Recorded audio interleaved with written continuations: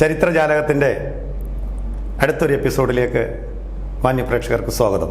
ഹിന്ദുത്വ രാഷ്ട്രീയത്തിന് ഇന്ത്യയിൽ അസ്ഥിവാരമിട്ടയാൾ, രാഷ്ട്രതന്ത്രജ്ഞൻ, ബഹുഭാഷാ വിദഗ്ധൻ തുടങ്ങി ഇന്ത്യയും രാജ്യവും ചർച്ച ചെയ്ത മഹത് വ്യക്തിത്വം സർ അടൽ ബിഹാരി വാജ്പേയി. തീർച്ചയായിട്ടും അദ്ദേഹത്തെ പറ്റി ഒറ്റ വാചകം പറഞ്ഞില്ല, right man in wrong place എന്നാണ് പലരും അദ്ദേഹത്തെ വിശേഷിപ്പിച്ചിട്ടുള്ളത്.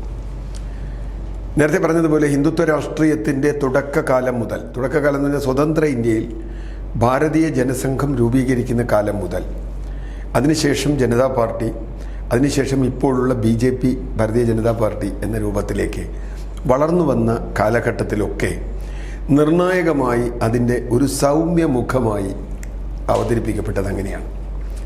അത് ഒരു തന്ത്രമായിട്ട് വേണമെങ്കിൽ നമുക്ക് കാണാം, അദ്ദേഹത്തിൻ്റെ തന്ത്രമല്ല പാർട്ടിയുടെ ഒരു തന്ത്രമായിട്ട് കാണാം. മറുവശത്ത് അത് ഒരു ആക്സിഡൻ്റായിട്ടും കാണാം. ഞാൻ അതിനെ രണ്ട് തരത്തിലും അത് കാണുന്നുണ്ട്. കാരണം അടൽ ബിഹാരി വാജ്പേയി ഒരു വളരെ അനുഗ്രഹീതനായൊരു കവിയാണ്, അതെ, നല്ലൊരു ചിന്തകനാണ്. മാത്രവുമല്ല ഹിന്ദുത്വ രാഷ്ട്രീയം അതിൻ്റെ ഒരു ഘട്ടം, അതിൻ്റെ അക്രമാസക്തമായ മുഖത്തിലേക്ക് പോകുമ്പോൾ അത് തടഞ്ഞു നിർത്തിക്കൊണ്ട് ഇങ്ങനെയല്ല വേണ്ടത്, ഇത് ശരിയായില്ല എന്ന് നിന്നെങ്കിലും പറയാൻ കഴിഞ്ഞ ഒരാളാണ്. അനുസരിക്കുകയും ചെയ്യും, അണികൾ അനുസരിക്കുകയും ചെയ്യും. അപ്പോൾ ഭാരതീയ ജനതാ പാർട്ടി എന്ന് ഇന്ന് നമ്മൾ കാണുന്ന അതിൻ്റെ ഈ മുഖത്തിൽ നമ്മൾ എത്തി നിൽക്കുമ്പോൾ അത് വാജ്പേയിയിൽ നിന്ന് എത്ര ദൂരത്തേക്ക് പോയി എന്നുകൂടി നമുക്ക് പരിഗണിക്കേണ്ടി വരും. ഒന്നാമത്തെ കാര്യം. രണ്ടാമത്തെ കാര്യം, അദ്ദേഹത്തിനെ കുറിച്ച് നമുക്ക് പറഞ്ഞു കഴിഞ്ഞാൽ ഏറ്റവും കൂടുതൽ അറിയപ്പെടുന്നത് അദ്ദേഹം ഒരു രാജ്യതന്ത്രജ്ഞൻ എന്ന നിലയിലാണ്. ഞാൻ ഓർക്കുന്നത് 1977 അടിയന്തരാവസ്ഥ കഴിഞ്ഞ് അദ്ദേഹത്തിന് മൊറാർജി ദേശായിയുടെ മന്ത്രിസഭയിൽ വിദേശകാര്യ മന്ത്രിയായി വരുന്നു. അന്ന് ആ മന്ത്രിസഭയെ പിന്തുണച്ച ആളാണ് ഞാൻ. കാരണം ഇന്ദിരാഗാന്ധിയുടെ അടിയന്തരാവസ്ഥ അവസാനിച്ചു എന്നതുകൊണ്ട് നല്ലതാണ്. എങ്കിൽ പോലും ഒരു ഇടതുപക്ഷ വീക്ഷണത്തിൽ നിന്നുകൊണ്ട് നമ്മളൊക്കെ വല്ലാതെ ആശങ്കപ്പെട്ടിരുന്ന ഒരു കാര്യമുണ്ട്.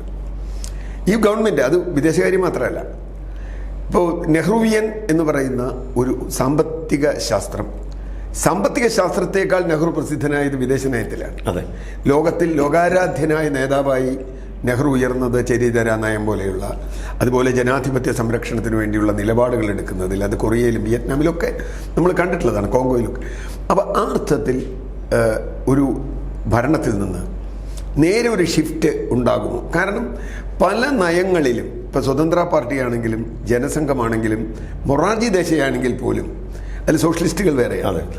വളരെ വ്യത്യസ്തമായ നിലപാടെടുത്ത ആളുകൾ അവരൊക്കെ ചരിത്രത്തിൽ ഓരോ ഘട്ടത്തിലും. അപ്പോൾ 77 വരുമ്പോൾ ആ ഗവൺമെൻറ് സാമ്പത്തിക നയം എന്തായിരിക്കും എന്നതുപോലെ ഒരുപക്ഷെ അതിനേക്കാൾ കൂടുതൽ ആ ഗവൺമെൻറ് വിദേശ നയം എന്തായിരിക്കും എന്നാണ്. കാരണം 1950കളുടെ ആദ്യം ജനസംഘ രൂപീകരിച്ച കാലത്ത് പണ്ഡിറ്റ് ജവഹർലാൽ നെഹ്റു ചൈനയുമായി നല്ല ബന്ധമുണ്ടാക്കുമ്പോൾ അതിനെ അതിനിശിതമായി വിമർശിച്ച ഭാരതീയ ജനസംഘത്തിൻ്റെ ഏറ്റവും ഉന്നതനായ അന്നത്തെ പാർലമെൻറ്റ് അംഗമായിരുന്നു വാജ്പേയി. അതിശക്തമായി ചൈനയുമായി നമുക്കൊരു സൗഹൃദം പറ്റില്ല, പാകിസ്ഥാനുമായി നമുക്കൊരു സൗഹൃദം പറ്റില്ല എന്ന് പറയുകയും അമേരിക്കയുമായി അല്ലെങ്കിൽ വലതുപക്ഷവുമായി കൂടുതൽ സഖ്യം വേണമെന്ന് പറയുകയും ചെയ്ത സ്വതന്ത്ര പാർട്ടിയാണെങ്കിലും അങ്ങനെ തന്നെയാണ്. മൊറാർജി ദേശായിയും ഏതാണ്ട് അങ്ങനെയൊക്കെ തന്നെയാണ്. ഈ ഒരു ഭയം നമുക്കൊക്കെ ഉണ്ടായിരുന്നു. പക്ഷെ അതൊക്കെ മാറ്റി ഇന്ത്യയുടെ വിദേശ നയം നെഹ്റുവിൻ്റെ വിദേശ നയമല്ല, അത് ഇന്ത്യയുടെ വിദേശ നയമാണ് എന്ന് സ്ഥാപിക്കുകയാണ് വാജ്പേയി ചെയ്തത്. അതിലാണ് അദ്ദേഹത്തോടുള്ള ആദ്യത്തെ ബഹുമാനം.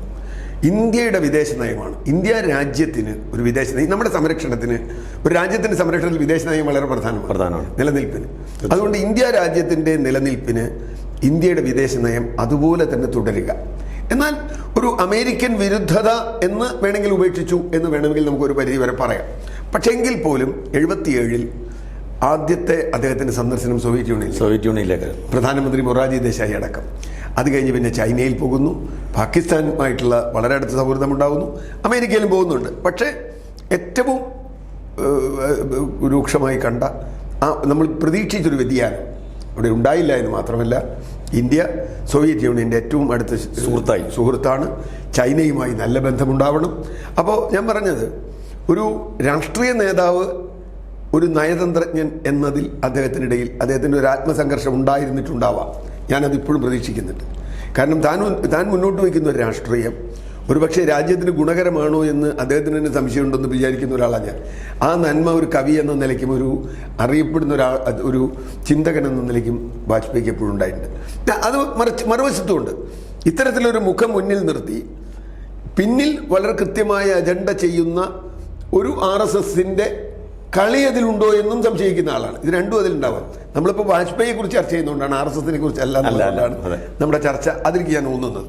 രണ്ടാമത്തെ കാര്യം, അദ്ദേഹത്തിൻ്റെ ചരിത്രമെടുത്താൽ ഓരോ ഘട്ടത്തിലും, ഞാൻ നേരത്തെ പറഞ്ഞു, ഓരോ ഘട്ടത്തിലും ഇത്തരത്തിലുള്ള ഓരോ നിലപാടുകൾ. ഇപ്പോൾ അദ്ദേഹത്തിൻ്റെ സ്വാതന്ത്ര്യ സമരത്തിന് ശേഷം ആണല്ലോ വാജ്പേയി നമ്മുടെ ഇതിൽ വരുന്നത്.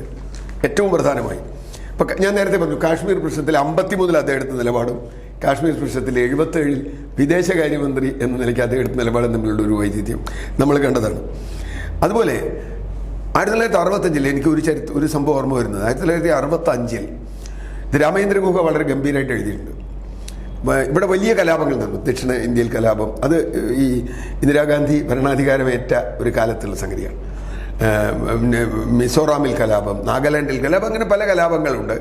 ബീഹാറിലൊക്കെ പട്ടിണി, വലിയ തോതിൽ ദാരിദ്ര്യം, പട്ടിണി, അതിനെതിരെയുള്ള സമരം ഒക്കെ വരുമ്പോൾ ആ നേരത്ത് കുറേ ഹിന്ദു സന്യാസിമാർ ഒരു പണി ആരംഭിച്ചു.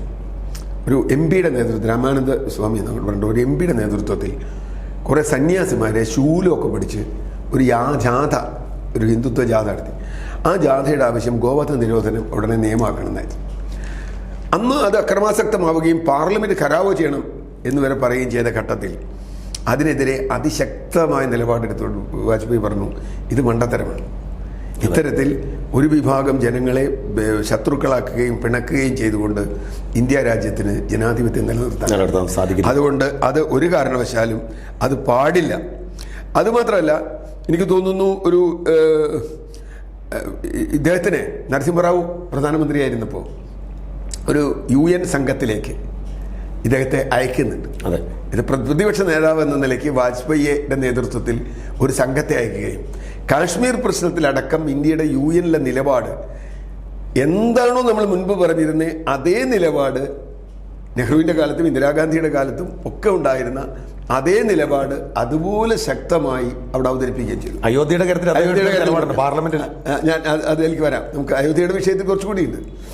ഇപ്പോൾ ബാബറി മസ്ജിദ് പൊളിച്ചു കഴിഞ്ഞപ്പോൾ അവിടെ ഞാൻ പറഞ്ഞേ അതൊരു ടെക്നിക്കാണോ എന്ന് ഞാൻ ഇപ്പോഴും സംശയിക്കുന്നതുകൊണ്ടാണ്. ബാബറി മസ്ജിദ് പൊളിച്ചു കഴിഞ്ഞപ്പോൾ ഏറ്റവും വേദനിച്ച നേതാക്കളിൽ ഒരാൾ ഇദ്ദേഹമായിരുന്നു. ബാബറി മസ്ജിദ് പൊളിച്ചപ്പോൾ മാത്രമല്ല, ഞാൻ കണക്കാക്കുന്നത് ഗുജറാത്തിൽ 2002 കലാപമുണ്ടായപ്പോൾ, ആളുകൾ കൂട്ടക്കൊല ചെയ്യപ്പോൾ, 1000 ആളുകൾ കൊല്ലപ്പെട്ടപ്പോൾ, വംശീയ കലാപം ഉണ്ടായപ്പോൾ, അല്ലെങ്കിൽ ഹത്യ നടന്നപ്പോൾ, എന്നാൽ പ്രധാനമന്ത്രിയാണ് ഇന്ത്യയുടെ. അതെ, അദ്ദേഹം വളരെ ശക്തമായും നരേന്ദ്രമോദിയായിട്ട് വിയോജിച്ചുവെന്നും ഇത് തെറ്റാണെന്ന് ആവർത്തിച്ച് പറയണമെന്നും അതിന് മാപ്പ് ചോദിക്കണമെന്നും ഒക്കെ ആവശ്യപ്പെടുകയും ഒരുപക്ഷെ ഞാൻ പ്രതീക്ഷിക്കുന്ന 2004 അധികാരം തിരിച്ചു വരണ്ട എന്ന് വാജ്പേയി തന്നെ ഉദ്ദേശിച്ചിട്ടുണ്ടാവും. കാരണം അദ്ദേഹത്തിന് തന്നെ ഇന്ത്യ ഷൈനിങ് എന്നൊക്കെ പറയുമ്പോഴും ഏറെ ദൗർഭാഗ്യകരം എന്നാ അദ്ദേഹം ഏറെ ദൗർഭാഗ്യകരം മാത്രമല്ല, അതിൽ അദ്ദേഹം വളരെ എടുത്ത പക്ഷേ 98 അധികാരത്തിൽ വന്നപ്പോൾ രാമക്ഷേത്രം പണി എന്നൊക്കെ അദ്ദേഹം പറഞ്ഞു. അത് പിന്നെ BJPയുടെ ഒരു പ്രഖ്യാപിത നിലപാടാണ് എന്ന് പറയാം. ഇപ്പോൾ അവിടെയാണ് ഒരു വശത്ത് അദ്വാനി രഥയാത്ര നയിക്കുകയും മറുവശത്ത് വാജ്പേയി കവിതയിലുകയും ചെയ്യുന്ന ആ ഒരു ബാലൻസിങ്, അതാണ് ഇപ്പോഴും ഞാൻ പറയുന്നു, അത് ആവർത്തിച്ച് പറയുന്നത് അതുകൊണ്ടാണ് ആ ബാലൻസിങ് ഉണ്ടായിട്ട്. പിന്നെ അദ്ദേഹത്തിൻ്റെ ഭാഷ പരിജ്ഞാനം എന്ന നിലയ്ക്ക് UN ആദ്യമായി ഹിന്ദിയിൽ സംസാരിക്കുന്നത് അദ്ദേഹമാണ്. മറ്റു പലരും പ്രാദേശിക ഭാഷ സംസാരിച്ചിട്ടുണ്ട്. ഐക്യരാഷ്ട്രസഭയിൽ അദ്ദേഹം നടത്തിയ പ്രസംഗം, ആ പ്രസംഗത്തെക്കുറിച്ച് ഒരുപാട് പേരത് പറഞ്ഞിട്ടുണ്ട്. അദ്ദേഹത്തിൻ്റെ പ്രസംഗം, ആ പ്രസംഗം വാജ്പേയിയെ വലിയൊരു വ്യക്തി, വേറെ തരത്തിലുള്ള അത് അങ്ങനെയാണ് UN ഇന്ത്യ എന്ന് പറയുന്നത് സ്ഥാപിച്ചെടുക്കുന്നത്. ഇന്ത്യയിലെ ഹിന്ദുത്വ രാഷ്ട്രീയം 1951 മുതൽ 2004 വരെ ഉള്ള കാലത്ത് നിർണായകമായ പൊസിഷനിൽ നിന്ന ആളാണ് വാജ്പേയി. നിർണായക പൊസിഷൻ. പക്ഷേ മറുവശത്ത് ഇതിൻ്റെ വാജ്പേയിയുടെ പിന്നിലോ അല്ലെങ്കിൽ സൈഡിലോ വേറെ രീതിയിലുള്ള ഒരുക്കങ്ങളും കാര്യങ്ങളും നടന്നിരുന്നു എന്നത് വാജ്പേയി അറിയുന്നില്ല എന്ന് ഞാൻ വിശ്വസിക്കുന്നില്ല. അത് അങ്ങനെ ഒഴിവ് കൊടുക്കാൻ തയ്യാറല്ല. പക്ഷേ ഒരു വ്യക്തി എന്ന നിലയിൽ ആ അർത്ഥത്തിൽ അദ്ദേഹത്തെ നമ്മൾ അങ്ങനെ തന്നെ കാണുന്നു. ഒരു കവി ജീവിതം സ്വതന്ത്രമായി നയിച്ച ഒരു രാഷ്ട്രീയ നേതാവാണ്. നമുക്ക് ഒരുപക്ഷെ നെഹ്റു കഴിഞ്ഞാൽ അങ്ങനെ ഒരു ജീവിതമുള്ള മറ്റൊരു രാഷ്ട്രീയ നേതാവ് അങ്ങനെ നമുക്ക് കാണാൻ പറ്റില്ല. ഒരു ലിബറൽ ഹിന്ദുയിസം, പൊതുമുഖം അദ്ദേഹത്തിനുണ്ടായിരുന്നു. ഒരു ലിബറൽ ഹിന്ദുയിസം എന്നാണ് വേണമെങ്കിൽ നമുക്ക് അദ്ദേഹത്തിന് പറയാം.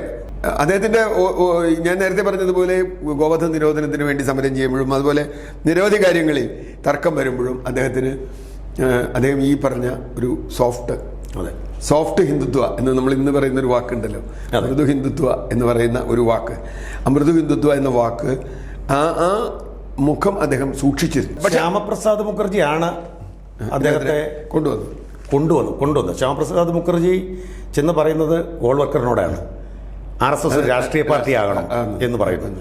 അങ്ങനെ ഗോൾവർക്കറാണ് 3 പേരെ ഇദ്ദേഹത്തിന്റെ ആവശ്യപ്രകാരം കൊടുക്കുന്നത്. അങ്ങനെയാണ് ജനസംഘത്തിന്റെ സ്ഥാപനം വരുന്നത്. ഇപ്പോൾ നമ്മൾ അവിടെയാണ് ഇത്തരം രാഷ്ട്രീയം പറയുമ്പോൾ വാജ്പേയി മൃദുവും അദ്വാനി മറ്റേ തീവ്ര ഹിന്ദുത്വത്തിന്റെ ആളാണെന്ന് പറഞ്ഞിട്ടാണ് നമ്മൾ ജാഥ നടത്തിയത്.